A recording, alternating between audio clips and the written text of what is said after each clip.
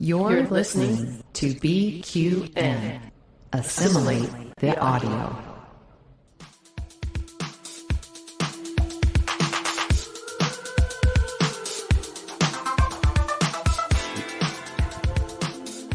Welcome, listeners, to another episode of All Good Things, a Star Trek Universe podcast here on the BQN and the Fandom Podcast Network. I'm your host, Christos, and with me today are Amy and Mark. How are you? Hello, hello. Hi, good morning. How was your week? Well, I am wrapping up the school year. One more day with the kiddos. It's doing great. And tomorrow is my birthday. Yay. Woohoo! Celebrating 29. Well, I'm a little bummed because last year on your birthday, you were here visiting me in San Diego and we were winery hopping. So yeah, we were. Oh my gosh. Remember that? Okay. You need to come down and visit soon. Do. That was so much fun. How are you doing, Mark? I'm doing great. It's been quite a fun week. A lot of podcasting, a lot that people haven't heard, but will hear soon. I don't know. I could bring it up at the beginning of the show. Yeah, there'll be a new show dropping on BQN very soon called Cinema Z, and I'm going to host that with Laz Marquez and Matt Jennings. And it's a movie discussion and review podcast. And there might be some cocktails involved. There's a lot of laughter. And so if you like movies, you like to laugh, you'll probably enjoy this show. So excited. Oh, yeah, both two wonderful guys. I know Laz kind of well. And Matt Jennings a lot. You can go check out. There's an episode of What's the T-Bev with Matt if you guys want to know more about him and his Trekdom. Oh, I was sorry to miss last week. My parental units were visiting, but I did do a lot of Trek education with them, so it was not. It was almost like doing duty. I've been very fortunate that I've had, whether it's been a few friends of mine or parents that, oh, well, we're almost done with Picard. So I got to be there and watch the last two episodes with several people and watch them watch it for the first time. And it's almost like more exciting to be like, just you wait. Mm-hmm. So, and watch it through their eyes. It's like Christmas morning with your kids or something. Yes. Oh, my parents lovely. just finished too. Yeah, I got my dad to watch it. He was a big TNG fan, and he loved season 3 of Picard. So, yeah, cool. And we also got to start watching some Strange New Worlds, which is what we're going to be talking about here in a little bit. But before we get there, Amy, how about you give us some feedback from last week? Yeah, well, we covered Voyager's Timeless with Captain Jeremiah, and we have listener Paul Wright wrote, one of my favorite all-time Voyager episodes! Exclamation point, exclamation point, exclamation point. I can't believe you've never seen it before, Amy. So then I replied, I was surprised too. It is a great episode.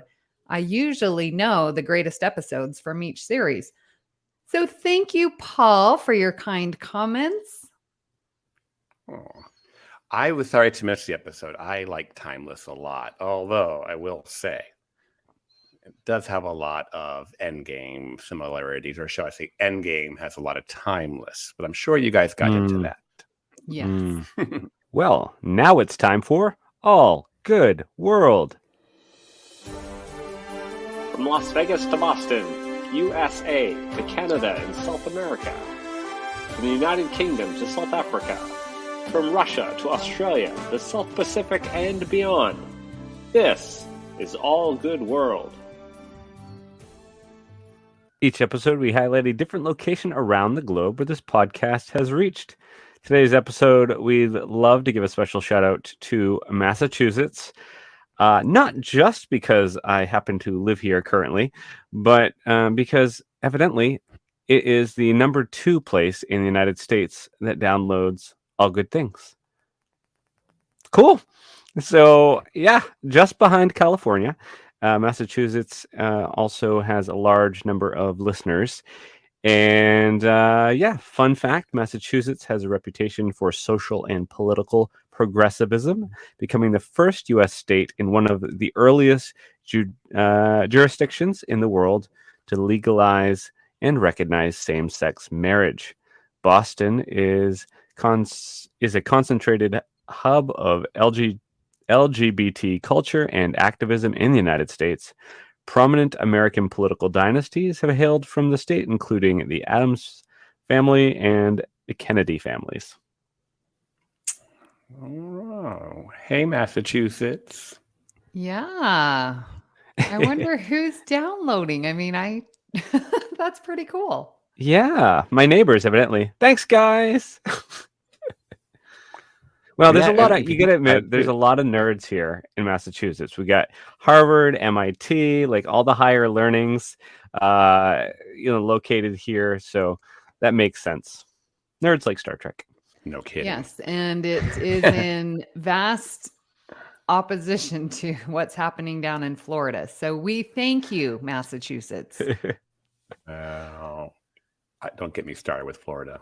Oh my God. I'm actually to the point where it's like I am almost beside myself that the Star Trek cruise is going out of Florida, almost to the point like there's that real particular part of me that wants to just cancel altogether on the Star Trek cruise and say there is no way I will set foot in your state, Florida, until you get your act together. I think we should create a new rule at All Good Things. It's a law, actually. Don't say Florida. Yep, you just can't say Florida. You can say the southern state. Don't say the word Florida. It's not even Florida. It's a don't say DeSantis thing because that's true. I lived in Florida twice and absolutely loved it. Southern Florida is amazing. Miami and Fort Lauderdale area is so beautiful and great people. Very huge gay cultural mecca. Yeah, I love going to Key West. So. Oh my God, Key West is great. Amy, do you want to introduce our topic this week? Well, sure. We are going to be continuing our genetic engineering part 3, and we're going to cover Strange New Worlds, Ghost of Illyria. Now, this is the one where they go down to the planet and there's like electromagnetic storms and Pike and Spock can't escape. And then everyone up on the ship, they're like attracted to lights and they're banging their heads. And it's very weird. And Una must confront a secret she's been hiding. And that gets very dicey, I feel. Amy, is this a Joe Manosky episode? There's should a lot be. Of secrets there's another big secret in this episode in the B story, too. Oh, the doctor? Yeah, Dr. Mbenga. Speaking of which, just off topic, I'm kind of looking for a really good Dr. Mbenga shirt and uniform. I need to do that. So anyways, listeners, if anyone's got the 411 on a really good one, I see a few on eBay, but I just don't know. Hook me up. All right. So who are the Illyrians? Ooh. Yeah, who are they? And when did they start this genetic engineering? It's interesting that, this is episode 3 of genetic engineering, and this might be the first time that we've brought up the Illyrians. Is that correct? No, I think just in passing, I really feel like we've talked about it in episode 1. I don't know, though. My memory's not so good. Correct. I feel like we've talked about it, but not given it a full real episode like we are today. Yes. Illyrians were avid practitioners of genetic engineering. They believed in adapting their bodies to the new planets they settled rather than changing the planet to suit themselves. What a novel concept. Yeah. As a result, Illyrians varied widely in appearance as well as in capabilities. Some Illyrians were extremely indistinguishable from humans, as we are finding out in this episode, while others exhibited various traits such as cranial ridges, webbed hands, pointed ears, and different structured eyes. And if you really think about that, the first time we see Illyrians is in season 3 of Enterprise. Archer steals components from their ship famously in one of his more ethical moments that we don't. Yeah. So that was like the introduction of the Illyrians. And at that point, nothing in that episode talked about genetic engineering. And they also looked more alien in that episode. They didn't look like humans. I did see on Memory Alpha they mentioned them twice in TOS. I don't know if they were in TOS, but they were mentioned in TOS on 2 occasions. I have to go back and look. So they've been starting this process as Illyrians way back in TOS, probably. Mm-hmm. Okay. Oh yeah, like I said, I saw that on Memory Alpha that they had appeared in 2 TOS episodes, but I didn't click on the link to see which ones or how their involvement was there. So I'm sure the listeners do know. Maybe Rhea Papa Giorgio would know. We could ask her. So at that time in TOS, was there the restriction for genetic modifications? Mm-hmm. There was.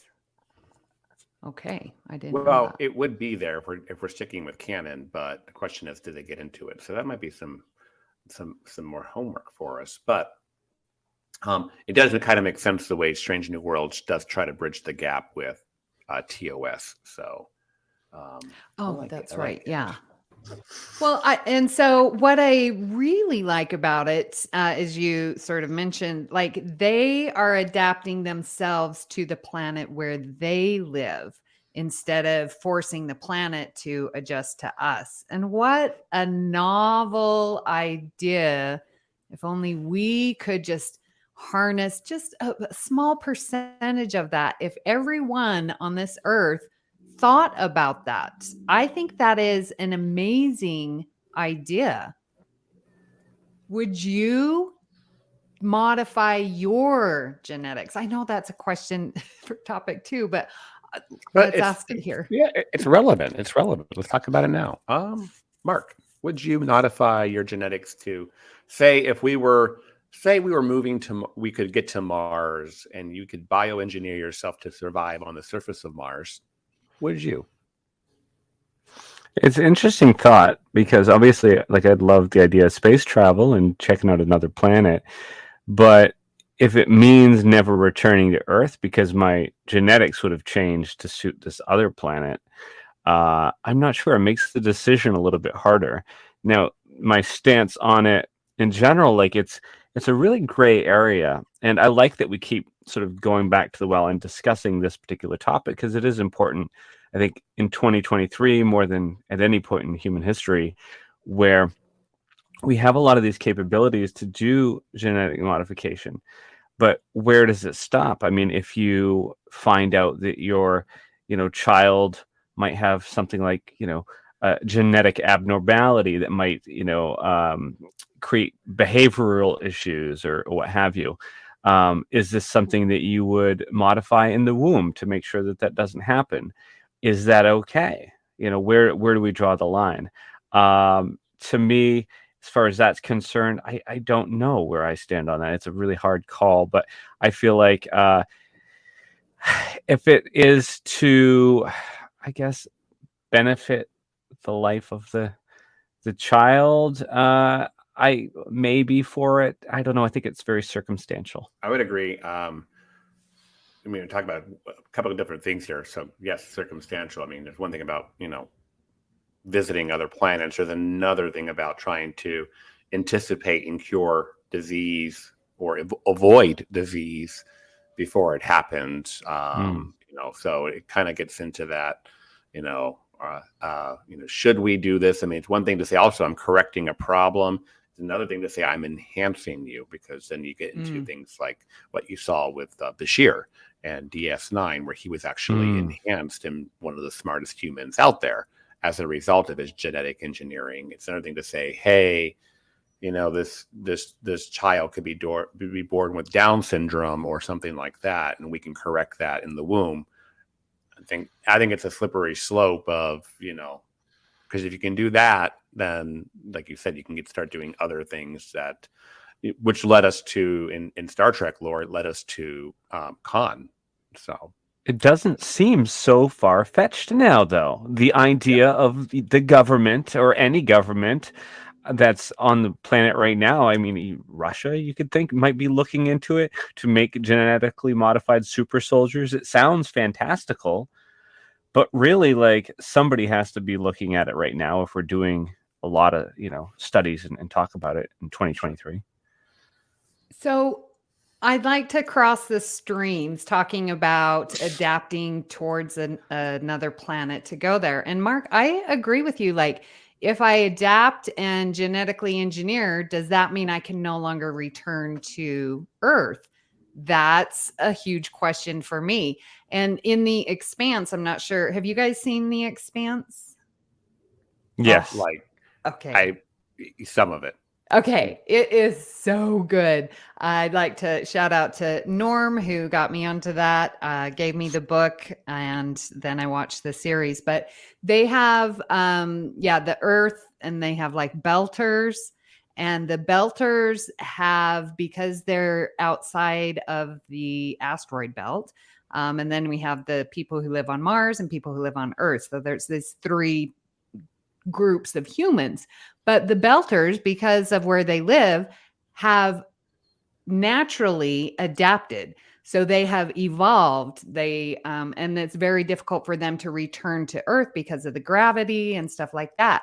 So my question is, that it is evolution versus modification, and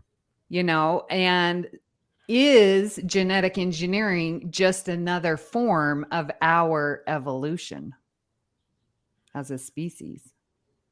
Oh, that's an interesting thought. Yeah, I mean, there's that idea that this is what would have happened, as a result of nature. Right. And then, genetic engineering, intentionally doing it, is actually, speeding that up. Kind of had an interesting thought, like, what's the difference between having this ban on genetic engineering and whatnot, and what, like, Chapel does in episode 1 and modifies the genetic code to look like aliens? And although that was a temporary thing, they're still messing with genetic code and could have unforeseen circumstances potentially. I found that to be an early regeneration for me. I really thought that was weird, because even if you go into TNG, which is 100 years later, they're using makeup. They're not like, Dr. Crusher isn't, necessarily changing their genome. She's, maybe adding prosthetics and stuff. But yeah, in TOS too, it was like makeup and stuff. It was clearly. Right. Yeah, and I think it's also interesting that, Chapel has a line in here when she's talking to M'Benga and Una, and she's like, "Oh, I have no idea what you're doing there. I don't know your physiology." And she kind of plays almost like, I don't want to say dumb, but dumb. But it's like, wait a minute. They specifically say in episode 1, your specialty is, genetic, you doing, modifying DNA and things like that for away team missions and whatever. So I don't know. I think it's maybe a loose thread for writers there, that maybe different writers on different episodes didn't quite connect that.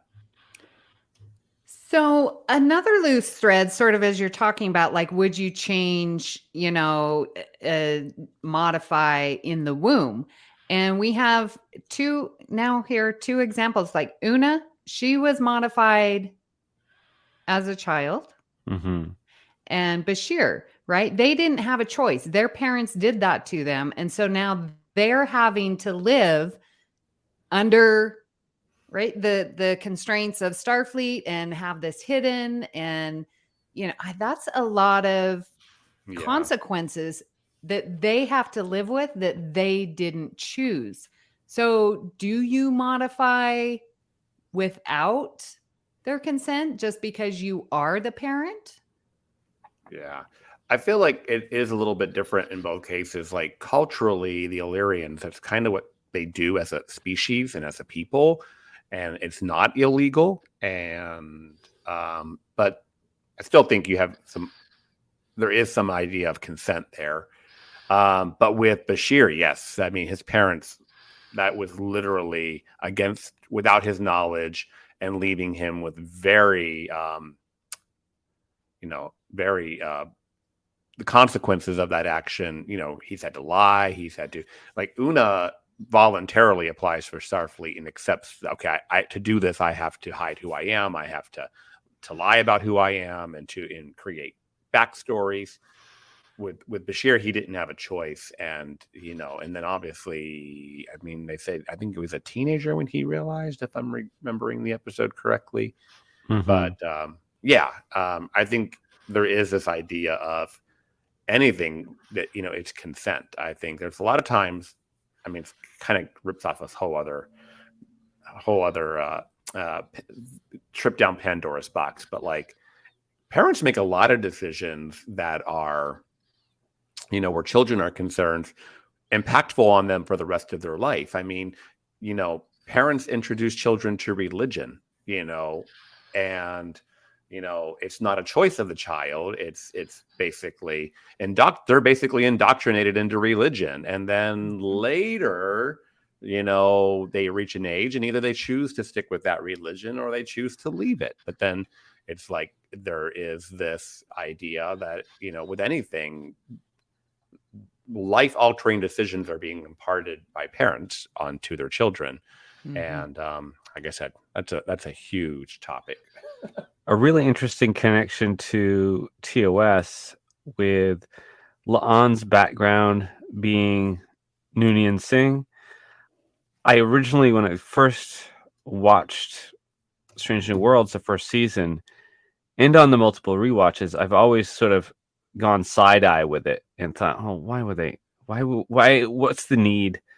Why have her be in there and have her be a Noonien Singh? Can't she just be a new character just with a new backstory? However, when I rewatched this episode, in my head it was like, oh, well, this makes sense now why, like, maybe Spock and Kirk knew so much about Khan in the TOS episode. Like, oh yeah, if this is who it is, Khan Noonien Singh, wasn't he blah, blah, blah? And they would know this ancient history, maybe because they had come in contact with La'an. So it actually makes really cool headcanon now. So yeah, I never thought of that. Yeah, how it circles. Okay. I see that totally. On the other hand, it's like it's a little bit too in your face. So I can totally accept that the eugenic wars would be something that Kirk and Spock would know about, and Khan obviously almost took over the world. So just like we know who Napoleon is and Hitler is, future people would know about Khan. I think it's almost a little too much from a Star Trek fan 57-year franchise to be kind of throwing in yet another TOS reference into the show, because there's a lot. So this episode actually has two different types of genetic engineering going on here, Yes. right? Because of La'an, who's a descendant of Khan, is that? And then, so her modifications are purely physical, right? Extra strength. Well, La'an hasn't been modified. Her ancestors had been. However, so wouldn't there be genetic passed down? I mean, perhaps, but where I see the modification here is when Una is saving La'an in the engineering from all that radiation, right? Yeah. Some of her genetically modified DNA gets passed to La'an at that point. And then they're able to go to La'an and use La'an's, body to create the pathogen to then spread to the rest of the crew. So technically, now all of the rest of the crew of the Enterprise have within them genetically modified DNA. From both. Yeah, including Uhura. Just saying. Wait, Uhura? You mean?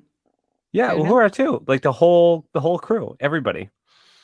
Yeah. Oh yeah, because they were given the antidote. Well, the cure was synthesized using antibodies that were produced by La'an's body. Everybody ended up getting genetically modified is where I'm trying to go with this.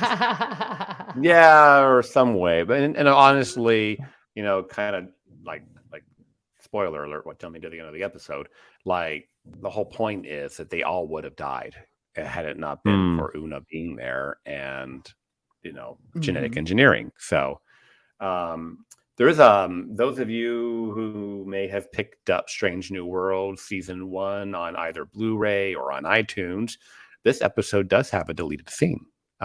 It's actually an extended scene where you see the little Ensign Lance, who actually is the first person to contract the disease. They show him opening that locker on the planet and the light he is actually kind of let me back this up a little bit. Pike and Una are kind of fishing around on the planet this would be at the beginning of the episode and collecting information. And then Ensign Lance kind of sticks in there and drops some really prejudiced comments about Illyrians and genetic modification and why would Starfleet be even wasting their time doing this research, and that the Illyrians brought this on themselves. They basically caused themselves to go extinct because of their own short-sightedness. And Pike kind of snaps him back and basically says, it's not your place to judge, and obviously keep your comments to yourself. And he kind of puts his head down,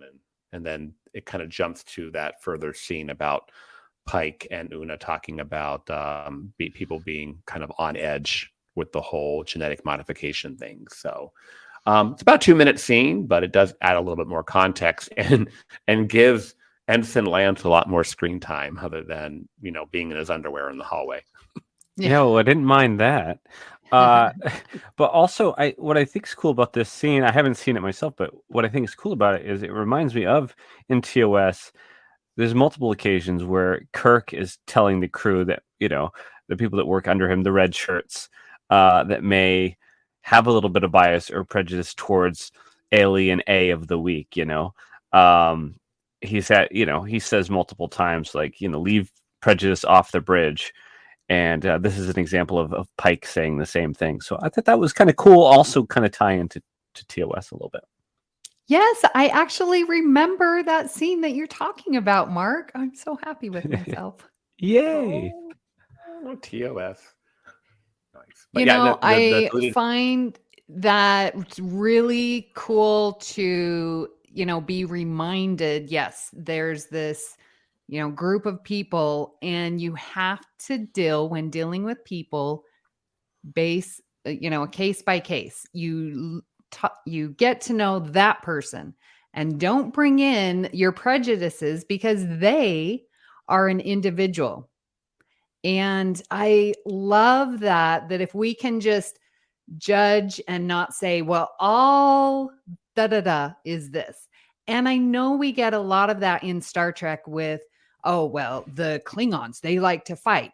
Okay, that was very, early on. But what I love, which I'm just going to throw in a assimilation, that we're seeing different subgroups within. So we're getting this diversity within a culture. It's not just the monoculture that Star Trek is so famous for. And here we're getting the Illyrians. We're getting to know Una and her representation of this group. But that's not even true. That is her. She just happens to be an Illyrian. You know the difference? Right. You really touch on the dialogue and it's almost a monologue that Una has at the end of the episode when she's doing her log, and she's talking about, she's still unsettled even though Pike defended her or whatnot, because is she being accepted because she as an individual did something, because she saved the ship, and if she were removed, she's even questioning, would Pike feel the same way about Illyrians? So she still has that doubt, obviously. And so, and it's kind of it's more of a question with no answer at the moment, are you, you see this all the time. I know people who, and it's so contradictory. I know people who are prejudiced about, against Black people, unfortunately. And I've seen them be friends with Black people too, and African Americans, I should say. And I'm like, how can you do that? Like, Mhm. you're obviously have met African Americans and see that they're just like any other human being, and you exhibit and you accept that person, Mhm. but yet as a whole, you still have this prejudicial approach toward them. Unfortunately, I hate when the people use words like them. Those are like key red flags that people have prejudice when they start referring to them as them and they. Mhm. And same thing toward Hispanic people and toward gay people. You hear it all the time, and it's like, well, I accept you because you're my gay child, but I don't think you should have the right to marry. You hear Mhm. that all the time. That's not my experience, but I've seen that all the time. It's like, well, if you can accept one because it's like you're somehow you're related, and or it's a friendship, a coworker, whatever, but then you still have these overarching prejudices. It boggles my mind how you can accept one but still harbor that sort of resentment toward a whole other group. Mhm. Rant over. And when Pike said something along the lines when Una was trying to resign, and he said something along the lines of, well, if everyone could get to know you, then they would not feel this way about Illyrians. And she had that hesitancy that's like, well, am I being accepted because now I'm the spokesperson for this entire race? There was that hesitancy. And she has a very good point. Like, she can't be the representation for Starfleet, right? She's not going to be the ambassador. She is an individual. I think you can kind of put that whole topic of it on hold. I think it's obviously going to be front and center at the beginning of season 2, because when season 1 ended, they kind of picked back up this storyline, and she gets arrested at the very end of season 1 for being genetically modified. And so, looking at the previews for season 2, we see her on the ship and being part of the crew. So obviously, this does get resolved positively, but we'll have to If wait this and was see. on Galaxy class, it would be talking about canon connections. There'd be a bunch in this episode of canon connections. And I love that it's going to get picked up. My question for both of you guys is, because we're limited with the 10 episode seasons, do you think they're going to pull what they did with Lower Decks and solve it all with episode 1? That's what I think. I think it's going to be one and done. Episode 1, they solve the mystery of Una, and then they move on.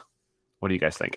There is like a 5-part comic book series that deals with this, that actually it sandwiches itself between season 1 and 2, and it's about the Illyrian thing and Una being arrested. So I think they're laying some backstory so that you kind of get more exposition through the comic book, but you won't need it necessarily when it comes back. But Amy, what do you think? Yeah, I am with you, Mark. I do hope that it's one and done. I was thinking as I was watching this, like, okay, this is a pretty good episode. We have a good beginning, middle, and end about the Illyrians.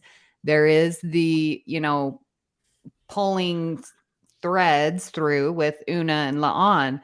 So if it's not resolved, I just really want a short bit. I don't want the episode to be about it and then continue the story. I really want this to be episodic. Well, and I don't necessarily want a whole court-martial episode either, where we have to watch it all play out in court, and Pike comes in, and this could very well be the first episode of season 2. So maybe I'm dogging it before I've seen it. I don't know, but like where it's very Measure of a Man type of thing, Yeah, Drumhead. That's what I was thinking. Yeah, like so hopefully it's. I guess why I'm saying that too, because I don't want something so similar to, what we may have already seen before in Star Trek. So however they get us out of this and work around this loophole, or whatever loophole they find, I hope it's just not kind of a rehash of other court drama episodes or anything that we may have seen already. Well, Measure of a Man, Drumhead. There was an episode of Deep Space Nine also that had to do with wasn't it Bashir that it all comes out and Oh, yeah. yeah. So they have had these one-off courtroom episodes that have been extremely well written and well crafted and memorable.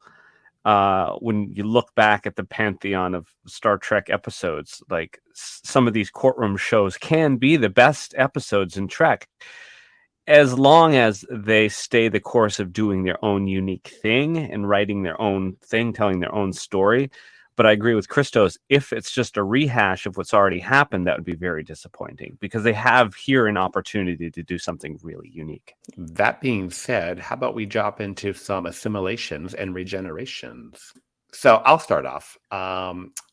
Mark, I think, pointed out that the computer voice in this episode does sound a lot like Majel without it actually being her.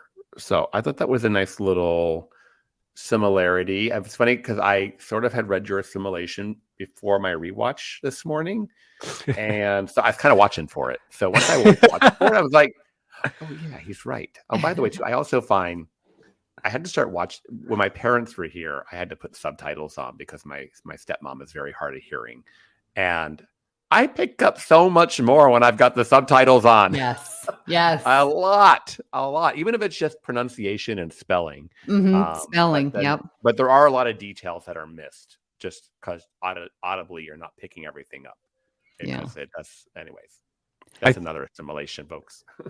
I think that the voice actress that they got, I have to believe that they got her to sound like Majel on purpose, because if it's supposed to be the same Enterprise as Kirk's Enterprise, that computer voice back then from TOS was Majel. So having them find an actress with a voice that's very similar, it actually helps it be more like canon connective. And I really appreciate that extra thought that went into it. It does mean something. That was cool.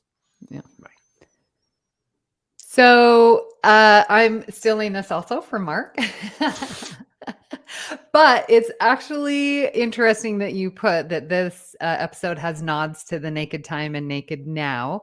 And actually, on my calendar, if you have the 2023, Maze is the Naked, whichever one from TNG. Naked Now. Time. Naked Now, yeah. Yeah, whichever one. And it's this picture of this frozen body, right?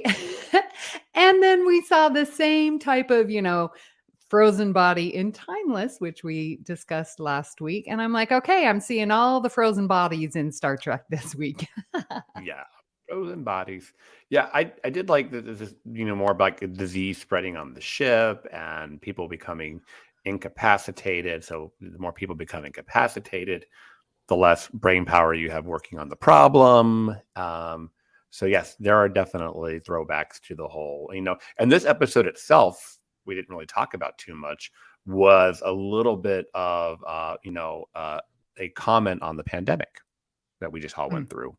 So, where they talk about isolation and even isolation at your workstations and stuff like that. So there are protocols even in the future. Yeah. So something that I loved about this episode that you couldn't have done during the 90s because of strict, each episode has to look like a Star Trek episode, and you can't do different kind of scene transitions. You can't do different kind of ship movements from what we've seen before. This is the way things have to look, right? Well, thank goodness that's out the window, because we got a really good scene transition at the end of the episode when Una was in her quarters, and then the camera sort of panned out of the quarters, and the next thing you know, you're in sickbay with M'Benga, and it looks like the two set pieces just sort of moved. And the transition was just one of the more beautiful scene transitions I've seen in Star Trek. And I don't know, I'm a nerd about background stuff, so I just really enjoyed that. Nice. Well, Ortega's kind of has a little one-liner of "whatever tweaks your freak, pal." That was that was directed at Ensign Lance before he Right. banged his head into the panel. But I'm kind of just very, very accepting look at the future. That hey, buddy, whatever you're gonna get your rocks off. Yeah. So there are, again, the writing is great. And so Pike, when Pike and Spock are down there alone on the planet, and Pike's like, does that thing have a setting for stun? And Spock says, I am arming us with knowledge. That is true. Yeah. That was a cool line.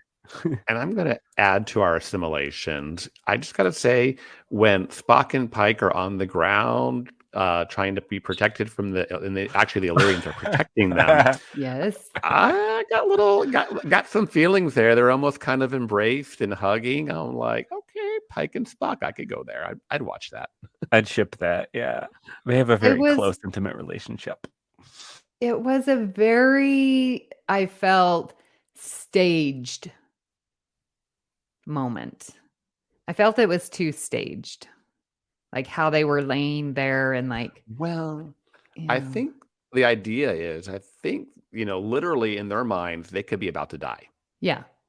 So, completely. They're kind of like, it's almost like, okay, if I'm meeting death by holding on to my friend because we're about to go together, that's how I kind of make it work. So that does lead me into a regeneration because I really missed the sort of the connection between, okay, Spock's looking through the archives and there's obviously some kind of genetic modification. And then bam, they are now these electromagnetic people.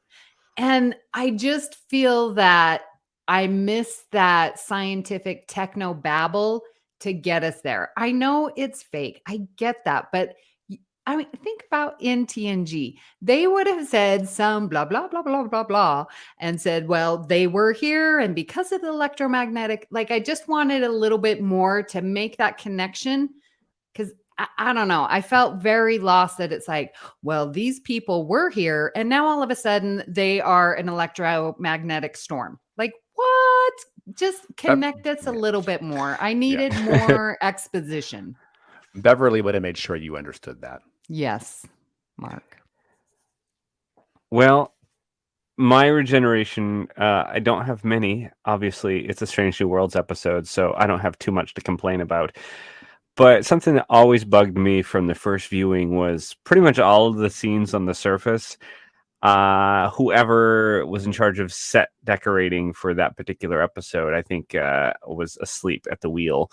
I did not like the planet's surface being on what are they, like a barge from the 1960s? Like they getting oil? Is an oil refinery? I don't know. That looked dumb. Then the bubble building things that sort of were they in the water? I don't know. Then they're inside of the building. And at one point, it looks like an aircraft carrier hangar. And then the next, it's all of this high tech, it's like you're inside of the Discovery Spore Hub because there's all those spore containers, which they just called, I guess, like what they're reading off them. Those probably were Discovery set pieces.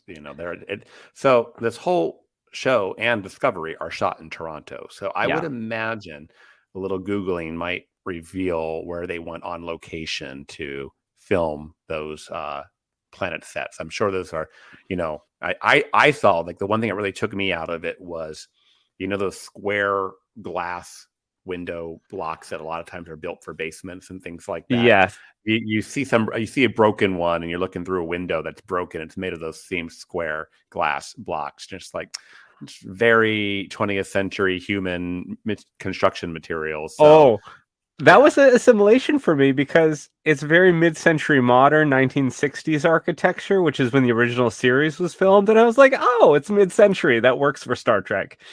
That was the only part of the set that I liked. So my regeneration is kind of a doozy because we didn't talk about this too much.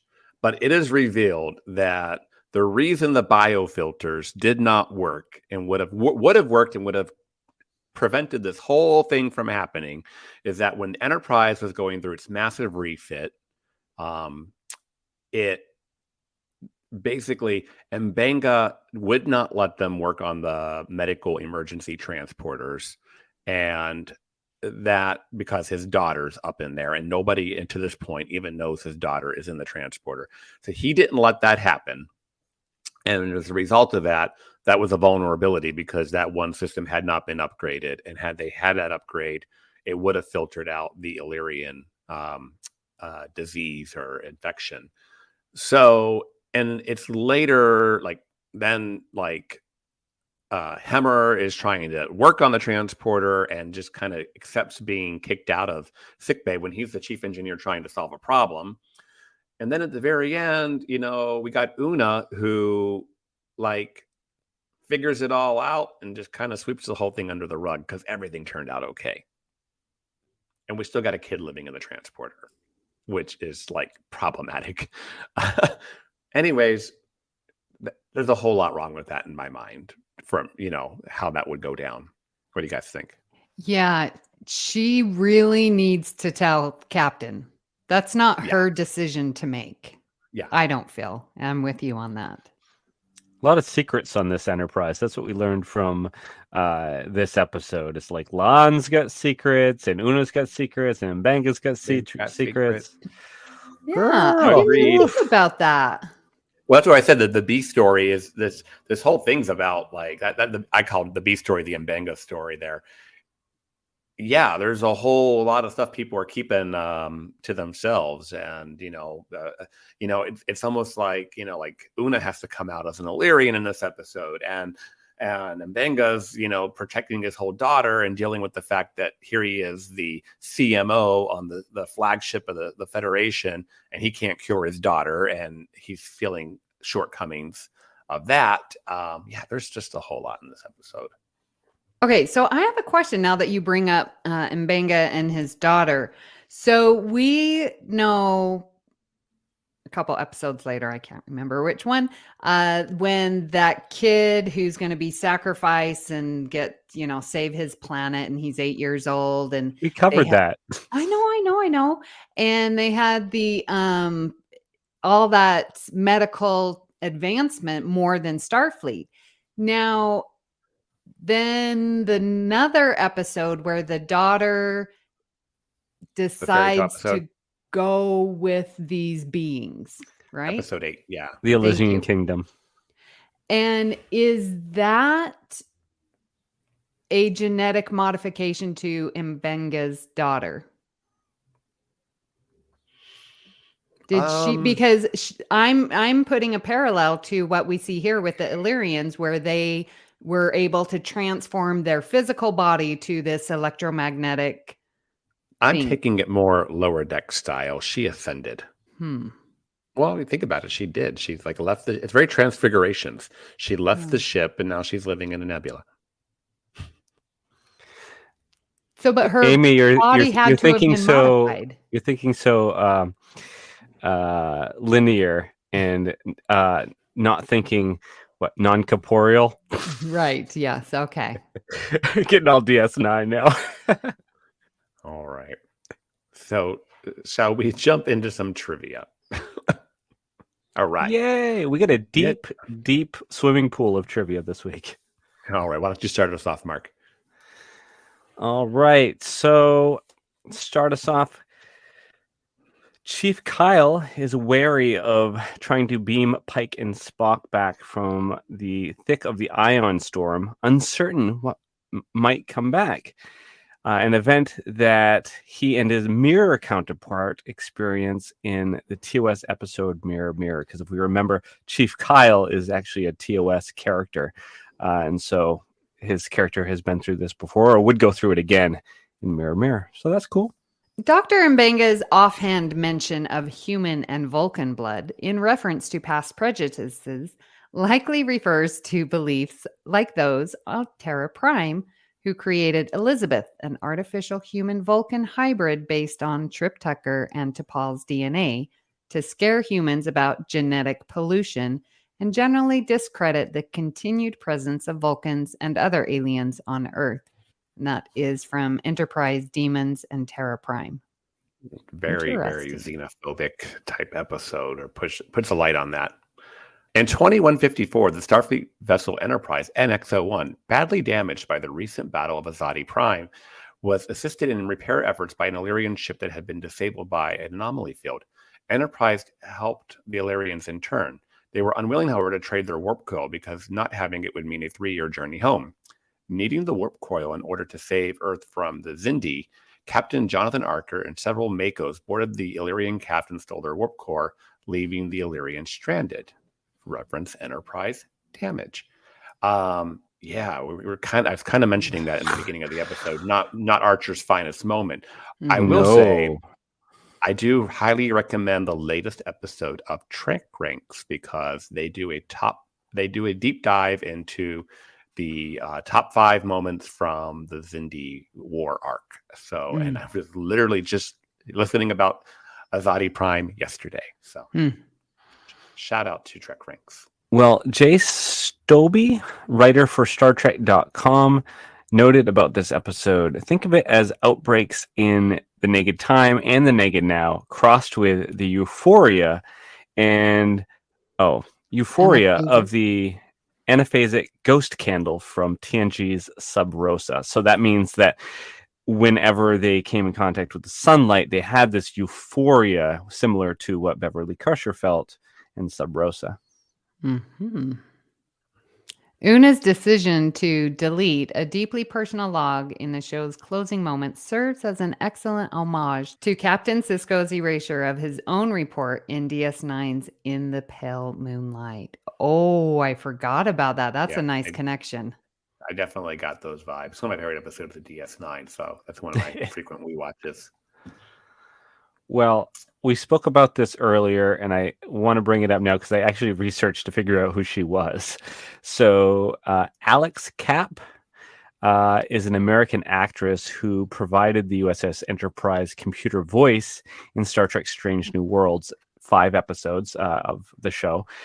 Kapp was born and grew up in New York City to an opera conductor father and an opera singer mother. So that's kind of cool. She has also had a long acting career in Hollywood, going back to 1994, when she first appeared in the TV movie Deconstructing Sarah. I have not seen that, but that's really cool. Wow, her voice was meant to be heard. Coming from a opera conductor and an opera singer. That's impressive. Yeah. It's in her genes. Get it? This last one is pretty prolific considering our episode a few weeks ago. DC Fontana was the first to write Una as an Illyrian in her 1989 novel, Vulcan's Glory, which was cited as an influence on this episode.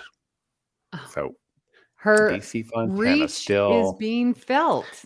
Yeah, Una in Strange New Worlds, essentially her character was partly written by DC Fontana, the way that she is today. Now that I just love. Yes. Yeah. Everything DC touches is Star Trek canon. We'll just say that. So final thoughts. What do we all think? Amy. Wow, this was such a good discussion, and just like sending your thoughts down a little trail, and where does it lead, and would we be willing to genetically modify? As a parent, would I do that to my child? What is this? Is this an evolution, or is this really we are changing us? Like, there's so many cool things that Star Trek introduces to us and continues a discussion, and I think does very well, in looking at prejudices that go along with. This is a really fun episode. Yeah, I like it a lot. Mark? Star Trek at its best makes us think about big topics and process big topics using allegory and futuristic stories to sort of get us thinking outside of the box of our normal lives. And I think it did a really excellent job here. I think that out of all of the shows that we have seen since the 90s Trek, Strange New Worlds, I think front and center, holding up the torch of what had come before and continuing that grand tradition of being episodic, being lighthearted, being fun, and also telling these really important stories week after week. How about some homework from Amy? Well, listeners, next week, just in time for our Memorial Day weekend, we're going to go back to our Shore Leave series with part 3, and we're going to talk a fabulous episode, Lower Decks, Wage Douche. I love it. 3 ships. Oh, such a good episode. We would love to hear what you thought of today's episode and hope you'll join our Facebook group, the BQN Collective, to continue our discussion there. You can also tweet your thoughts to @AllGoodPod. Please follow the network on Twitter and Instagram at BQN Podcast. We've also partnered with our friends at the Fandom Podcast Network, where you can find us by searching their master feed. So, Amy, where can people find you when you're not ripping your shirt off? Oh, well, when I'm not doing that, I'd rather be, finding the sun. I can do that very well here in Las Vegas. Well, when I'm not doing that, you can find me here on the network where I'm co-hosting Galaxy Class and Union Federation. I am on Twitter at Miss Amy Nelson, but my favorite place right there, the BQN Collective, our Facebook group. And Mark, when you're not genetically enhancing yourself to have more hours in the day, where can people find you? Well, when I'm not doing that, which I may do because I need more hours of the day, you can find me on the Facebook group, the BQN Collective. You can find me on Twitter at MarkWhite207. If you become a patron of the network on Patreon, you can also listen to my show, It's Green. And Christos, where can people find you when you are not helping Ensign Lance remove his uniform?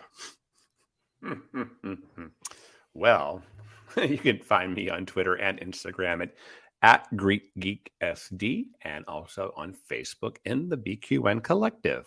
Please hit the subscribe button on Apple Podcasts or wherever you get podcasts and leave us a star rating and written review. That helps others to find the show. You can also follow the entire network's podcasts with our master feed by searching BQN. This way you won't miss any of our fine shows like Galaxy Class, Infinite Diversity, Union Federation, History with the Zalagis, What's the T-Bev, Trexperts Quiz, The Captain's Couch, Bargains Bin Gamer. Wow, we're getting a lot of shows. And Cinema Z, a film discussion and review podcast, which is actually launching on June 5th on this network. So please check it out. Give a listen. I think everybody's going to really enjoy it. At this time, we would like to thank our associate producers, Mahendran Radhakrishnan and Tim Cooper. A special thanks to Graham Kelly for our opening and closing music, and for Mark, who does our artwork each and every week. If you'd like to help keep our shows coming to you each week, you can become a patron of the network on Patreon. We will add you to the Hive Mind Facebook group so you can enjoy It's Green, Amy's Math Moments, and other network perks. With a monthly subscription of $5 or more, you can join our meetings on the Hive Mind Roundtable discussion on the second Saturday of each month. Visit patreon.com/BQN to get all the details and watch your messages. Thank you for listening. We hope you'll join us as we search out all good things.